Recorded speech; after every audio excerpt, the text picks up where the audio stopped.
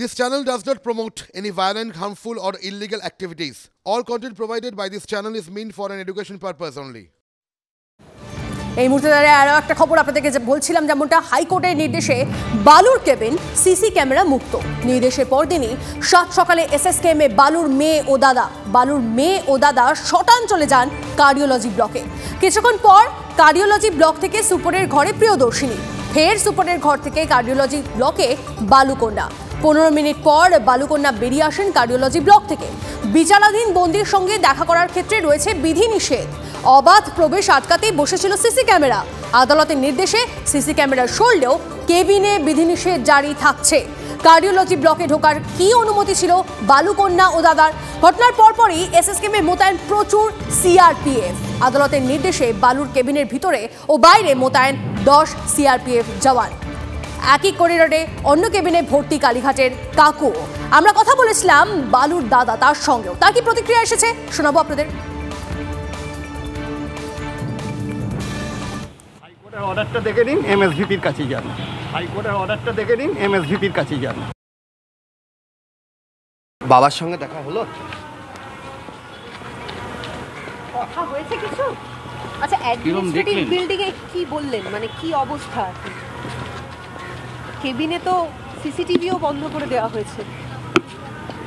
CC ক্যামেরার নজরদারি সরার পর আপনারা আজকে দেখা করতে এলেন, কোনো বিশেষ কারণে? কোনো নির্দেশ আছে, অনুমতি আছে, পারমিশন আছে?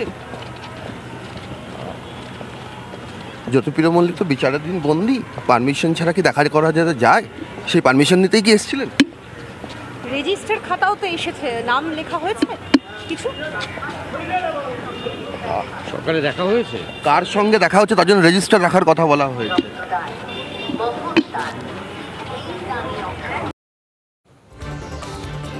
এদিকে আরো একটা খবর আপনাদেরকে জানিয়ে রাখি, বিয়ের প্রস্তাবে রাজি না হওয়ায় তৃণমূল কাউন্সিলরকে হুমকির অভিযোগ। দেখিয়েছিলাম আপনাদেরকে সেই খবর।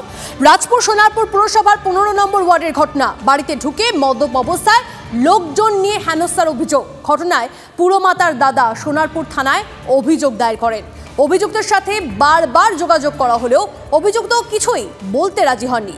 আমাদের প্রতিনিধি সত্যজিৎ কথা বলেছিলেন পাপিয়ার সঙ্গে, কি বলেছেন তিনি শোনাবো।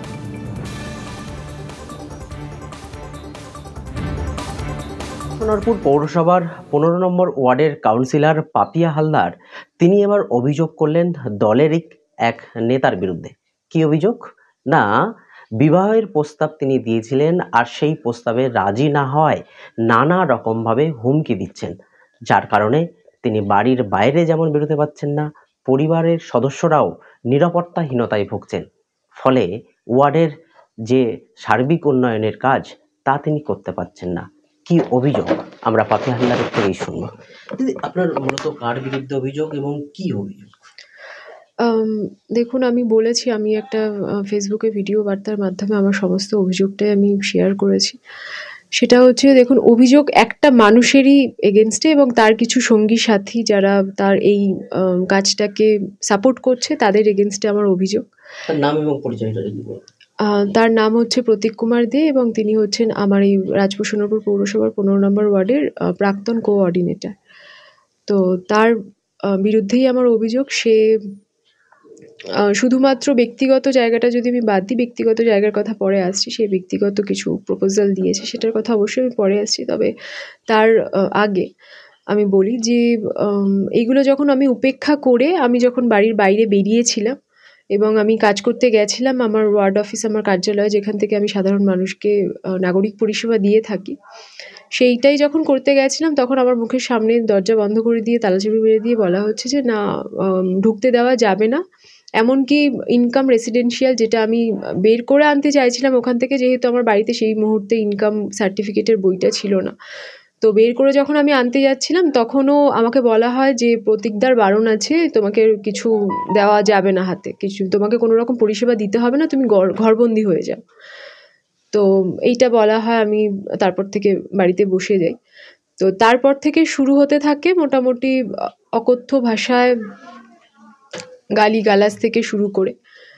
আর যা যা করা যায় আমার বাড়ির বাইরে এসে বিভিন্ন রকমভাবে হাঙ্গামা করা, গালিগালাজ করা এবং আমাকে বিভিন্ন মাধ্যম থেকে হুমকি দেওয়া যে আমাকে ওয়ার্ডে টিকতে দেবে না, তোমাকে ওয়ার্ডে আমি টিকতে দেবো না, সঙ্গে তোমাকে পদত্যাগ করতে হবে। তার কারণ কি আমাকে পদত্যাগ করতে হবে? তার একটাই মাত্র কারণ, সে আমাকে বিয়ের প্রপোজাল দিয়েছিল, যেটাতে আমি নাকচ করি না করি। শুধুমাত্র তাই নয়, আমার বাড়ি থেকে ডেকে বলে দেওয়া হয় যে অনেক দিন ধরেই এই জিনিসটা চলছিল যে প্রত্যেকটা জায়গায় আমার বারণ সত্ত্বেও প্রত্যেকটা জায়গায় বলে বেড়ানো যে রেজিস্ট্রি ম্যারেজ হয়ে গেছে। সেটা নিয়ে প্রতিবাদ করার পর আমাকে ব্যক্তিগতভাবে বোঝানো যে মানুষের মুখ আছে, মানুষ বলবে, কিন্তু এটা আদৌ আমি ছড়াইনি, এটা কোনোভাবে ছড়িয়ে গেছে। সেইটা নিয়ে আমাকে আমার কাছে ক্ষমাও চেয়েছিল যে এইরকমভাবে প্রতীকদা তো বারবারই অভিযোগ করছে ব্যক্তিগত সম্পর্কের কথা এবং আপনার বিরুদ্ধে দুর্নীতির কথাও তিনি বলছেন।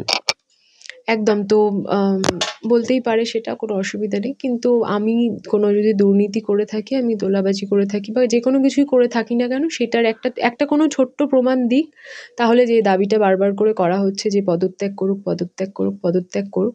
তারা যদিও একটা কারণ নিয়েই তারা বলছে বারবার করে যে বিবাহের প্রস্তাবে রাজি হয়নি, ও অন্য কাউকে এখন বিয়ে করতে চাইছে, তাই পদত্যাগ করুক। কাউন্সিলর আমাকে বিয়ে করবে না, একটা চুক্তি যে কাউন্সিলর আমাকে বিয়ে করতে হবে, নয়তো কাউন্সিলর পদত্যাগ করুক, সে এইটাই। কাউন্সিলর পাপিয়া হালদারের বক্তব্য আপনাদেরকে শোনাচ্ছিলাম এবং তার এই অভিযোগ সামনে আসার পরই মুখ খুলেছেন বিরোধী দলনেতা শুভেন্দু অধিকারী। তিনি ঠিক কি বলেছেন শুনুন।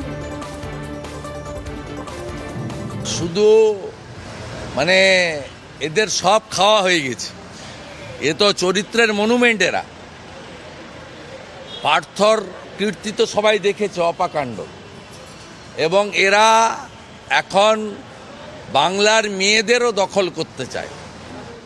এদের এতই মানসিক বিকার হয়েছে, এরা বাংলার মেয়েদেরও ক্ষমতার মূলে দখল করতে চায়।